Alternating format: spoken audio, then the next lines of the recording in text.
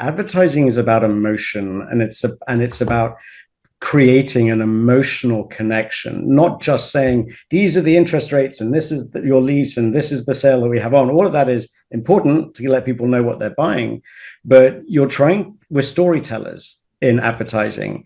And if the movie or the show that someone is watching, can help, like by get someone on their journey for you then to sort of pack that punch, then I think that's where you're likely to find the big win. You are listening to Power Marketing with Kevin Lee. Kevin and his agency Did It have helped thousands of businesses win through superior marketing, as have his books, articles, speaking engagements, and the eMarketing Association Power Marketing podcasts. Here's Kevin. I'm super excited to chat with Fred Godfrey today about his journey and what the catalyst was for Origin, which is his latest company in the CTV category. So, Fred, what was the origin story for Origin? Well, what was Origin's origin story? Well, first, Kevin, thank you so much for letting me be here. I love talking about Origin's sort of backstory because it's one that has, it's founded upon 2 decades, I think, really of being in business for myself and all of the mistakes that come with it. But which I'll try to sort of seep into the discussion as we go, because I love talking about my mistakes and my flaws. But Origin's backstory really comes from a time when back in 2015-16, when I was recruited into EW Scripts after they had just acquired Newsy, which at the time was still a fairly fledgling sort of millennial news brand that EW had acquired in its efforts to digitize, shall we say. And after joining, I met my colleague and soon-to-be boss, Stephen Strong, who had joined EW just a few months earlier. And we became fast friends very, very quickly. And by the beginning of 2016, he and I, who were really in charge of turning Newsy into a positive investment for the company, for the mothership, made the pitch to EW's leadership to pivot Newsy in its entirety to this growing thing called connected TV. And over the years of doing that, I mean, first off, kudos to EW Scripts for giving us the trust to do so. But over the years that we did that, we really got so deeply entrenched in connected TV when it was nascent in its potential, really at a grassroots level, if you will, that ideas kept on bubbling up that were a bit crazy, a bit bold, and so on, until eventually we realized that we believed so much in what we thought a brand could accomplish on television, which is what we describe CTV as, sort of TV2, that ideas just became a bit too heavy for a legacy, beautiful but 150-year-old, corporation. And so we each petitioned our better halves and said, how do you feel about us? We've had some ideas going out into the world alone and doing this. And lo and behold, by the sort of second half of 2019, Origin was born. Wow, that's a great story. What I found, one of the areas I find most fascinating about CTV, particularly here in the States, is that as sort of the open web is losing the targeting capabilities, except within the walled gardens, CTV has retained a lot of that high level of targeting due to the fact that it's sort of delivered via cable boxes and a completely different OS. And that opens up the ability for targeting that we're sort of losing in, let's say, the programmatic or RTB space within display advertising.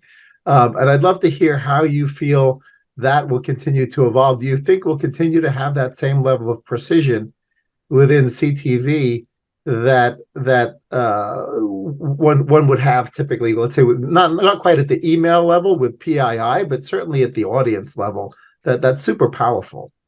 Well, I think that's a fascinating question. And I think some part of my answer may surprise you actually on that, but yeah, I mean, first off, you're right. Connected TV is built upon a completely different infrastructure and set of rules entirely. So everything that's been going on what I would call the smaller screens, is a separate universe. Even the nature and the purpose of advertising is different, which means that the requirements are different, and where it sits within the sort of omni-channel landscape is very much on its own. You've got all the little screens here, and then you've got the big screen, the living room right here.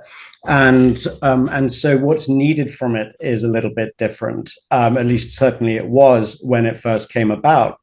And as a result, it's learned to become very successful with what it does have, whether it's household graphs or a smart amalgamation of available and usable first and third party data to understand whether it's about certain demos or of course geos and different things happening in those different geos, because you're really trying to appeal to and get the attention of people on a very different kind of screen.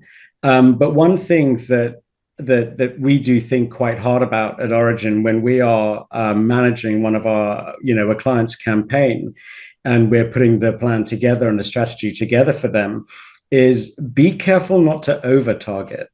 Because, there's the example I always give is, if you're a baby stroller company, right, of course, you're going to want to make sure that the people within a certain age range and demo who can afford your prams are going to be aware of them and buying them.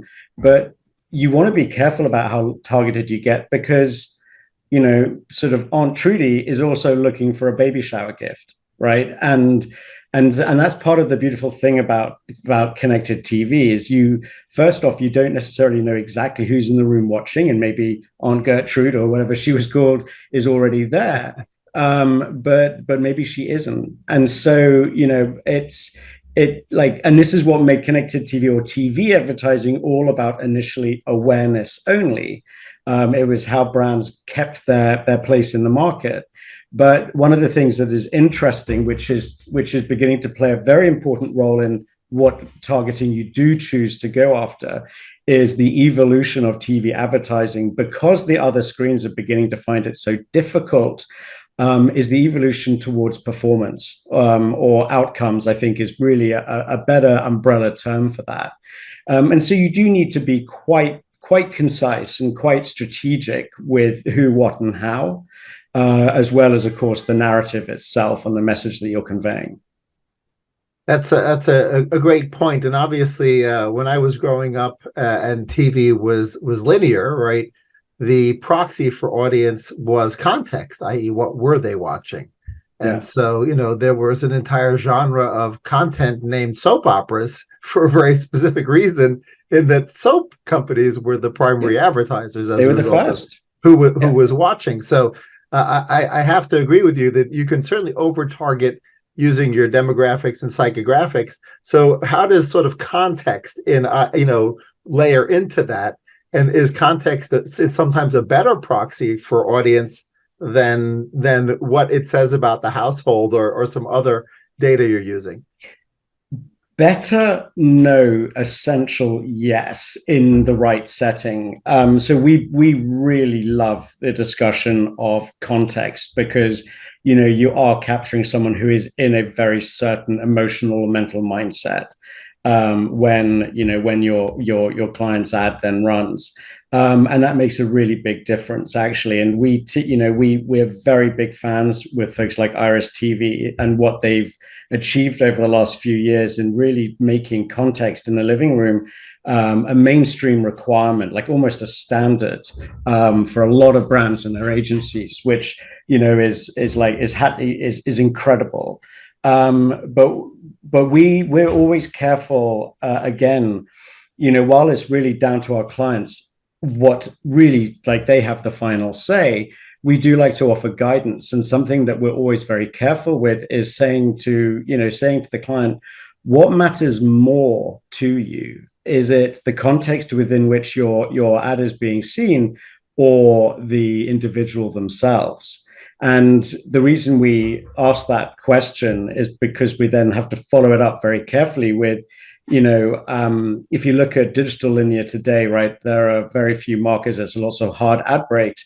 You always want to follow it up with, but we need to be careful that if your creative opens with a big logo and a big smiley face, like straight into it, you probably don't want that to run against a horror movie where someone has just had their leg sliced off, right? I mean, we talk about that a lot at work because, it was actually a byproduct of our flagship product, Slingshot, that really helps address that, which is not what you're asking, which is totally cool. But it is important. But if you look at a movie that's making someone happy or someone sad, that's a different kind of context. And what kind of emotional state they're in, I think, is actually critical. It's just as valuable as watching a racing car movie and then being sold racing car tires for your Corolla or whatever it is that you're buying. You are in the right place. You're already somewhere within the funnel. And we think so hard about that. And it might be my philosophy masters that really has triggered this because, that's what advertising is about, right? We talk about this a lot. Advertising is about emotion, and it's about creating an emotional connection, not just saying these are the interest rates and this is your lease and this is the sale that we have on. All of that is important to let people know what they're buying, but we're storytellers in advertising. And if the movie or the show that someone is watching, can help, like by get someone on their journey for you then to sort of pack that punch, then I think that's where you're likely to find the big win. Absolutely. And that dovetails into my next question, which is obviously right audience is key, and right time for that audience, based on where they are from a state of mind or time of day or whatever the case may be, is also critical. But then the creative message and the execution of the creative message, if that's out of sync and doesn't resonate, then the whole thing can go off the rails. So given that, how often are you advising clients like, well, that's probably that particular creative really probably isn't going to work in enough context or in enough places, perhaps you should go back and think about a different type of creative or a different type of message? I mean, I feel like I'm always careful on things like this, not to go sort of selling what we do, but I feel like you're teeing me up a little here. We've built the most agile animation studio, really in the business. And we believe that just like we have seen for 15 years very successfully on smaller screens, that your creative narrative, let's call it, in a living room should be just as dynamic and just as agile as what someone might see, in their social feed or on a display ad, where people talk about thousands of creative variations. We believed that belonged in the living room as well. So we were the first people to do that with a very high level of confidence that it was the right thing to do, because fundamentally the biggest problem with TV in this day and age is attention. And it requires a form of value exchange now between you, the brand, and them, the viewer, whose attention you want. When everybody has their phone in their hand and someone else that they're chatting with, you can't just sit and plaster them with instructions to go and buy something. You've got to give them something in return beyond making them aware that something that they might need or want exists. And that requires, what we call dynamic creative production. So very different to DCO. This is where the entire production is unique and individual to either a geo level or to a demo, to a certain gender, certain wealth range, and down to your point, the time of day. Because there are a lot of brands that see the most success in, for example, the 2 to 6 a.m. window. But the people who are watching between 2 and 6 a.m., might be thinking a certain way or be influenced with certain, sort of additional assistance, and they're going to find that they resonate with something else. And we think that that's really that really is what we think has been missing. And if you look at all of the tech that underpins the TV that we know today, we've been given an opportunity to use those pipes to be just as agile. And so for some people, we find one message and we stick to it and make some very minor tweaks as we go through the seasons. For some people, it needs to be a different story every day. For some people, it needs to be a different story in different areas of the country every day or every week or whatever it is. There is no limit now. There are some operational sort of dependencies, but I'm not the one that has to worry about that. My job is to have the vision as to what I think TV advertising is missing, and then for other people to do the hard stuff.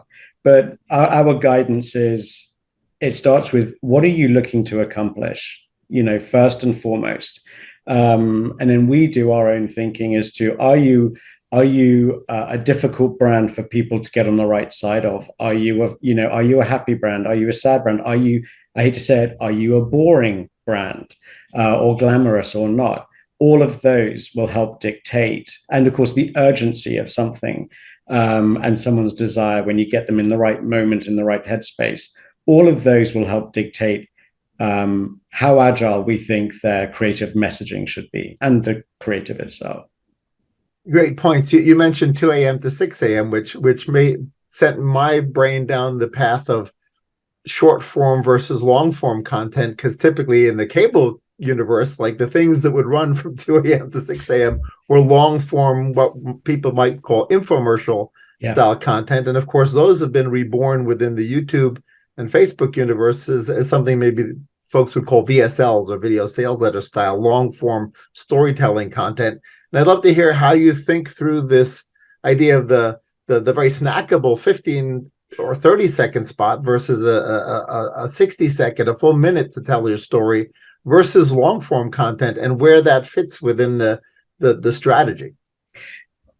Well, I'm kind of gonna answer your question by potentially not really answering it at all, because I think this may be the one opportunity I'm going to have in this discussion to say the thing which I really, really, really care about the most, the thing that will poke more deeply than anything at Origin's larger strategic vision. And that is that we fundamentally see the ad break, the ad pod as it exists today, whether it's 1 minute, 1.5, or 2 minutes, as just being fundamentally not what's right in this modern era of television, right? Think about it. TV advertising has been around for 7.5 decades. I say this a lot. And as you're right, the first ever TV ad was for soap, and it was put into a sort of a TV novella type thing, and that became soap opera. And when some smart Joe invented the idea of connected TV, we kind of picked up the concept of this ad break and we dumped it in. And what we did is we therefore said, right, we're going to interrupt your movie, we're going to play a couple of minutes of ads, then we're going to go back to your movie. But the one piece of homework that Jimmy CTV didn't do was, well, the distribution of this content has evolved and brands have evolved, but what they didn't ask was, what about the viewer themselves, right? And what it is that they now expect. And I think that's something that we're all guilty of in our industry, which is, one, forgetting that we are consumers ourselves, and what do we feel and what do we do when an ad break comes on. I make it a point of business to watch at least an hour of ad-supported TV every evening, and my wife kills me for it, but I tell her that's how I pay my share of the bills. And and in my research, and she begrudgingly says okay, and then goes back to her phone, right? We think that what we're really staring down the barrel of here is like in the long run will be the complete dissolution of these ad breaks as we know it, and almost stop calling ads, but really start describing how a brand should exist within this content realm on their 70-inch or 80-inch or 42-inch TV. And that's where I think we need to be focusing, more so than at different times of day, is a 15 or a 30 or an infomercial or whatever, like, which is more effective. I think between them all, there are elements that are all critical, but not in the layout that we have. We have these 2-minute blocks of time that channels use to pay their bills. And I think that's what needs to be really investigated and thought through. And the first time that we got to execute that was for Macy's a couple of Christmases ago, when we had exclusive rights over the distribution of their full anthem on connected TV, the full length anthem on connected TV, which was a 90-second story about Tiptoe the reindeer, if you recall. And we said, right, well, the whole story is 90 seconds, but the breaks that we have to live within are 2 minutes. And so that was when we then applied our flagship product, Slingshot, to build a content experience around it that created this really friendly, effortless flow from whatever movie was being watched into the content that we had produced that was very dynamic, into the story of Tiptoe, and then a beautiful little sort of conclusion, and then back to the show. It's not quite brand existence within the content. You're still talking about content within content, but within the confines of an ad break. But right now, the confines of that ad break, I think, are what we need to be really thinking about more. That's a great point. Obviously, tangential to what you're just describing is brands potentially working with the producers to do more product placement and integrating the products within the show itself, right? Yeah, and I actually, while that's not something that we do, I'm actually a really big fan of that. And there are a lot of sort of friend competitors out there to us, folks like Triple Lift, who do. They've got great technology that allows you artificially to insert brands into content, which comes with its own benefits, but also a host of challenges, which I know are difficult to overcome. But yes, I think you're right. I mean, look at a lot of even Netflix movies. The product placement is actually sometimes I don't know whether they're A/B testing. Sometimes they just take it a little bit too far, but nevertheless, you're seeing the existence of this brand in the environment that has your attention.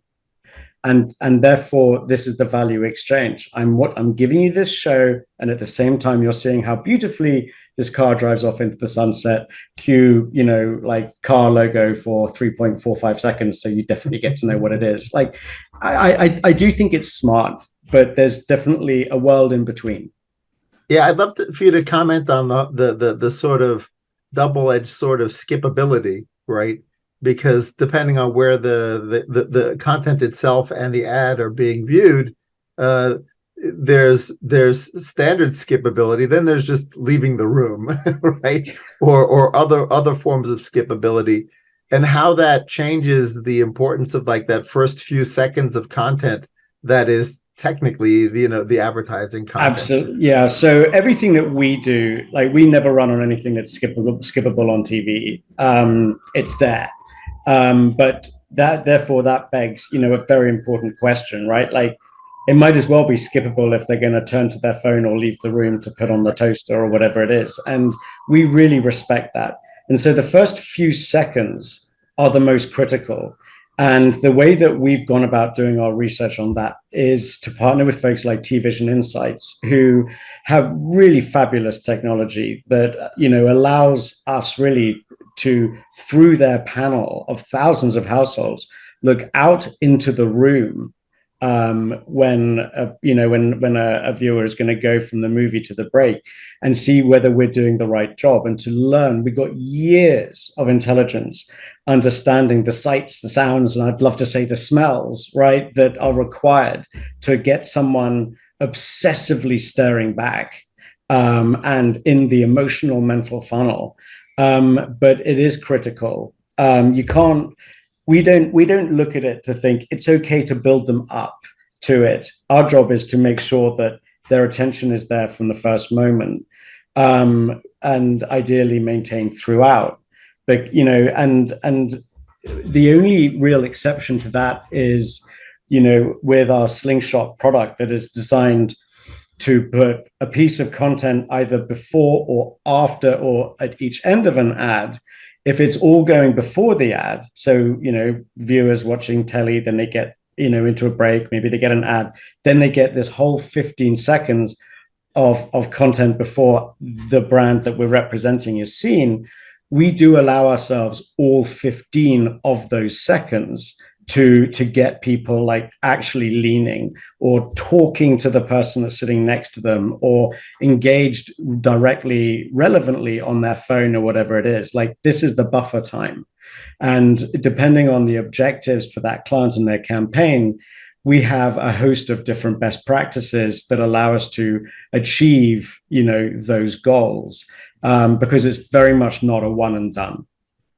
Absolutely. You just mentioned objectives and KPIs. So I'd love to talk through different types of clients, and whether they're coming to you with a more objectives based. I wouldn't really necessarily call it direct response mindset, because a lot of objectives have to do with the upper funnel objectives as well. But yeah, to the extent that you can tie back what you're doing to changes in people's attention, behavior, etc., awareness, how is that changing over time? It's changing a lot. In fact, it's changing so much, together with people's general education about connected TV, which has been an uphill climb. That where we start with this is we share with our clients what we believe is like golden step number one, which is the difference between measurement and success, right? And how the objectives need to divide, and what you're thinking about in terms of objectives. So you'll have your logistical objectives. This is the reach that we need, and this is the frequency, or this is the sort of, these are the basic like facts and stats that we want to see at the end of the campaign in terms of reach and delivery. And that's one set of objectives. But in my mind, the far more exciting set of objectives, where we focus on the studio side, which is where I try to sit as much as possible at Origin, is in the goals. And it starts with, if you break out the obvious, right? Awareness, consideration, outcomes / performance. Where do you want to sit in this, and how important is it to you? So a performance marketer, for whom we work with several, they're like, well, let's just skip to step 3. And we're like, okay, cool. All right. But for others, it may be a bit of a blend. And for some, it still is just, we just want to, elevate awareness. That is the goal. That is our campaign. That is our success KPI, rather than our sort of operational KPI. And we just like to make sure that we are clear with them first, because we love to prove that what we're doing is working. We try to be such responsible stewards of our clients' budgets, that we do our best to over leverage and over index in how we will then measure that the success-based portion of their campaign. I mentioned folks like T-Vision, like some just want more attention. So, and then we work with other brand study partners like LoopMe, who we love because they're so broad, and they allow us to survey thousands of households, not just a single panel. And we get all of that information constantly fed back to us, and it goes into both an operational and a studio feedback loop, where we'll then make the changes to the creative itself, whether it's the messaging or a certain call to action, if it's a QR code based campaign, etc. Or we will do away with certain creative assets that aren't delivering as well as others and put the money towards those ones, and just constantly do our best to track what is delivering, what it is that the client wants, not what we want to see from our efforts, but what they want to see from their efforts. And it's enjoyable to watch, and it's just as important to us when something isn't going well or isn't going right, because we don't get it right all of the time, and we don't pretend to, but also we don't sugarcoat it when things aren't going the way that we or the client wants. But we then work to find out why and what, and we resolve. You mentioned Macy's as a client, and that was a particularly fun project. Obviously, there are a lot of different industries, from retail, like Macy's, to DTC, where it's the brand going directly to the consumer, not through a retailer. And then there's a lot of different categories like travel and insurance that are consumer facing, and there's even a lot of B2B categories. So are there specific industries where you find that Origin is having more success, either because the client is ready or the consumer is ready, or there's a good technology fit? Yeah, very much so. So we're very lucky in the 4.5, 5 years ish that we've been doing this.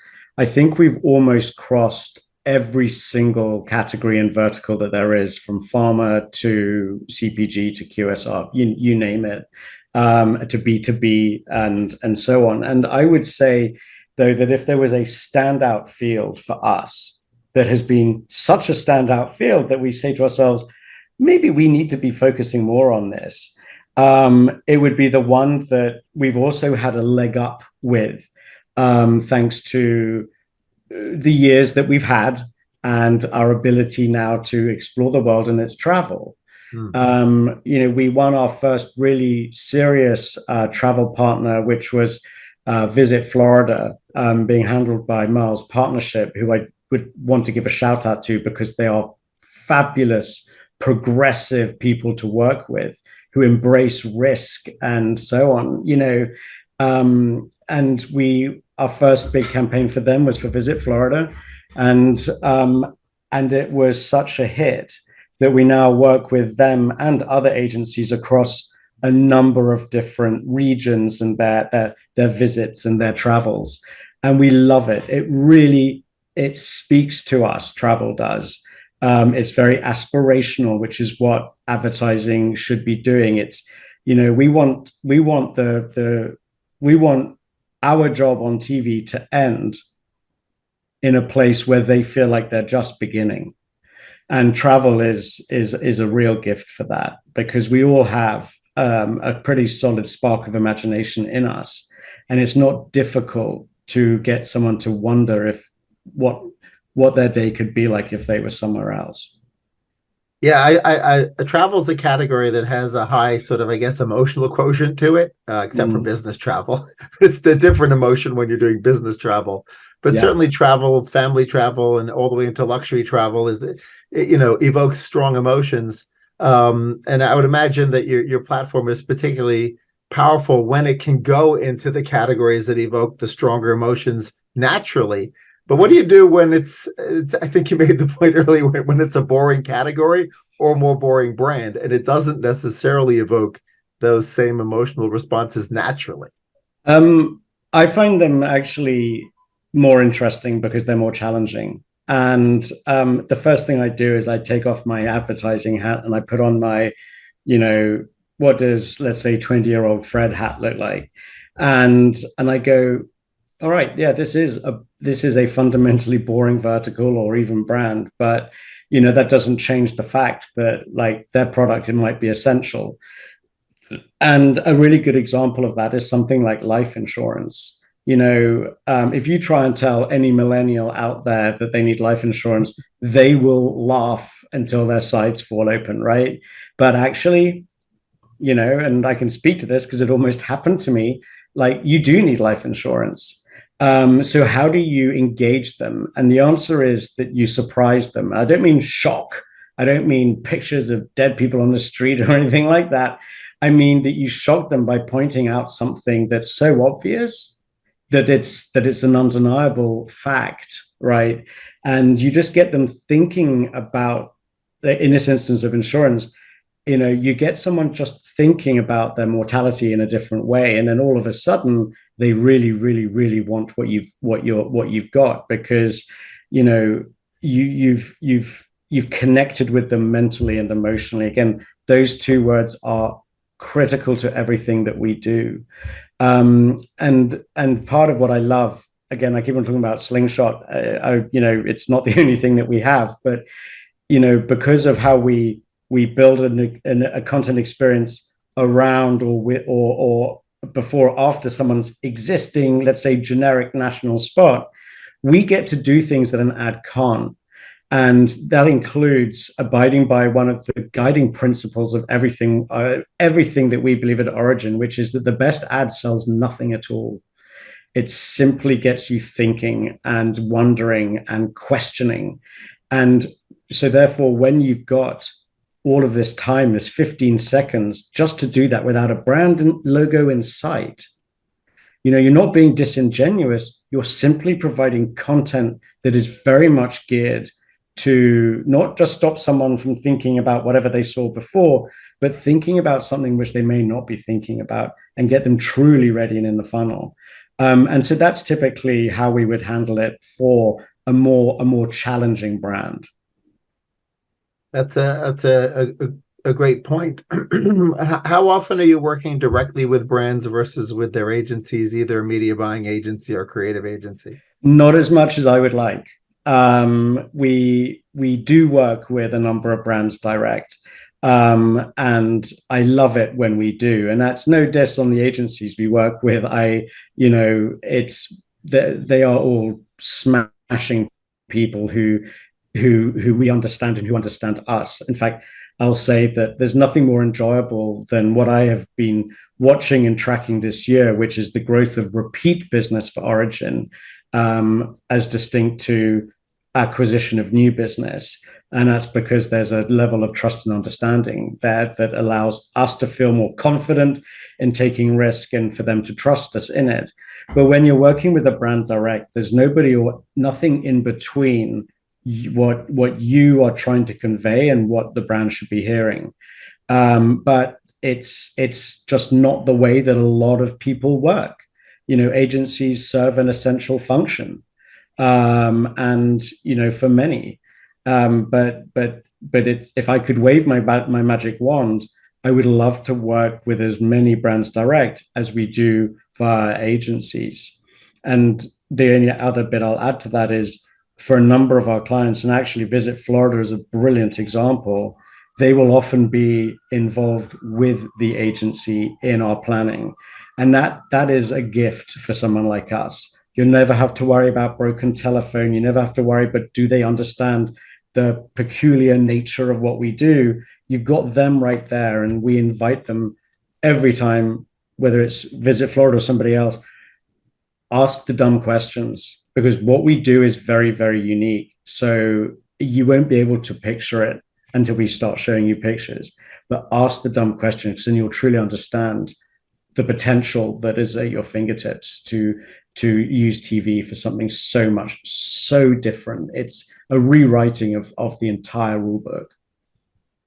The TV used to be sort of an aspirational thing for a lot of marketers, but the between production costs and just the complexity in the earlier days of TV, whether they were buying spot or going national, it sort of was too scary. Like maybe they could afford spot in their local region, but they couldn't pull the trigger. So where's the sort of sweet spot where Origin becomes an important part of the equation? So from a spend level perspective, so at what point should somebody be calling you or your sales team?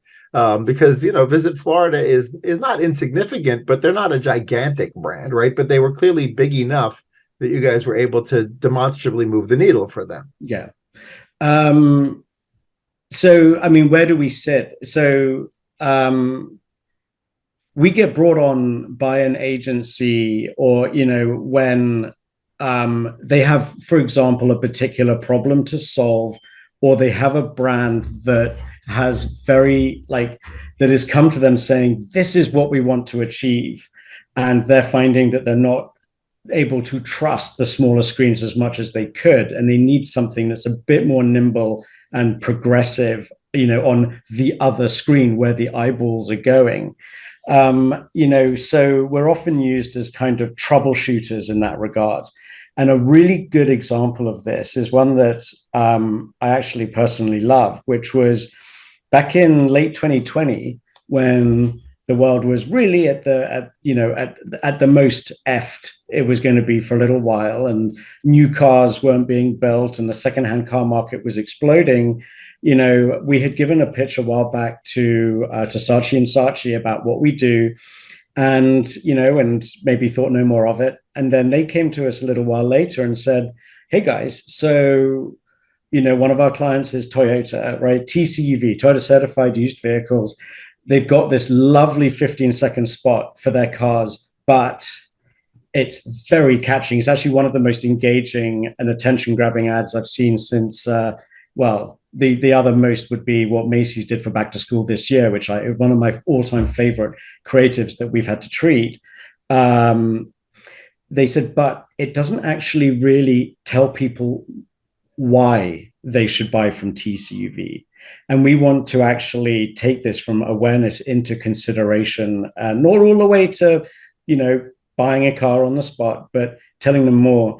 And so we were able to solve that problem. So the content treatment that we built around their stunning 15-second spot became this rotation of facts about the TCUV program that a viewer may or may not know about. And because of the nature of how we work, every household, every time they would see the stitched, Origin and Toyota asset, never saw the same reason more than once. So every time they would get into an ad break and it would be time for them to see another TCV ad, there would be another reason or another fact about the 180-point inspection or however many it may be, or the difference between their warranty and, let's say, a CarMax warranty or whatever it is. So that was a problem solved. And what I love about that is we were initially, approached to do this for 6 weeks, to deal with that problem in the moment, in that moment in time. That was over 3 years ago, and we still work every single day with that team on something new. And then they came to us, pushing the idea of, but in different seasons, can we talk about different things? In different places with different weather events, can we talk about different things? And we said, absolutely, now you're getting the point. Right. And at what spend level does Origin make sense? Is there a particular spending threshold where suddenly people should be calling you? Yes, if you have money. But the more serious answer actually is one that shows that we've probably thought quite hard about this. A lot of people use Origin in a full service capacity where we're also in charge of the media buy. And that's fine. We have a very enviable portfolio of CTV partners that we work with directly that we're very, very proud of. And if they want us to be, to handle everything, I say from soup to nuts, then the minimum threshold for a campaign with full creative treatment and brand studies and, T-Vision is probably somewhere around the $75,000 to $100,000 mark. And the reason it's even that high is because you need a certain amount of exposure, especially if this is a national campaign, because we don't take, when someone says we'd like to run a test when it's going to be $25,000 or $50,000, we're like, that's cool, we'll do it. But we need to be really smart about how and where and how tightly we're going to be doing this. Like we talk so much about frequency and getting it right. And that's why we love to manage these things. But the other side of it is a lot of our clients already have done their upfront, their media buying for the year. And in which case we operate in a completely different capacity where it's to have that entire creative treatment is just on a sliding scale based CPM. And then then their budget has got nothing to do with us. It's just a case of the more impressions you serve that have been treated by Origin, the cheaper each impression gets. Right. Great. Well, what has you excited about the next year, either as a result of your product roadmap or just in general out there? Two things. One, I'd love to say I'm excited about the election season because we've got some fun stuff bubbling there. Again, imagine, a candidate or a cause being able to talk on TV about something that happened that morning. I think, that's shown not to be irrelevant to the people we talk to. So the election is always interesting. But also, I think despite that, we are continuing to see improvements in the general market conditions that is allowing brands to realize that they don't want to be holding back so much, that they need to stay out there and stay present. And now that we have 28 case studies to our name sitting on our website, we've got a certain amount of courage, and so do our clients. And that will hopefully, enable us to do bigger, more ambitious tasks, which dovetails into the other thing, the final thing that excites me. And that is what we spent all of the second half of last year and this year doing, which is investing so heavily in our dynamic creative production techniques and capabilities. And the idea that you could speak to someone in real time if you're sports betting, right? For example, I was doing a talk about that last week at the NASDAQ, and I think that this is really relevant. I think we're going to see TV and, to our earlier chat, brand existence becoming a very, very real-time event, which means what excites me the most, that the creative really matters. A campaign, you don't judge success by it delivered this many impressions to this audience and so on. Like, the creative has been slightly lost and forgotten for a while. Absolutely, yeah. And I'm surprised I didn't get to barking about that earlier. It's something I'm well known for saying. There's the sort of the philosopher and writer, that I saw on stage earlier this year, who said, we've fallen into an era of too much plumbing and not enough poetry. And I agree with that wholeheartedly. And we're very bravely or boldly saying the poetry matters, because that's what we are. We're storytellers. Our job is to get people to fall in love. And I think that is truly beginning to resonate again.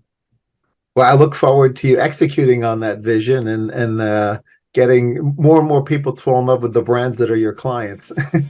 Well, hopefully, Kevin, has been such a delight. Thanks so much. Kevin Lee's Power Marketing is available on all your favorite podcast networks. Kevin loves helping businesses excel at marketing. Having marketing challenges? Just like Santa in The Miracle on 34th Street, if Kevin can't help you, he'll know someone who can. Find him on LinkedIn, subscribe, or follow.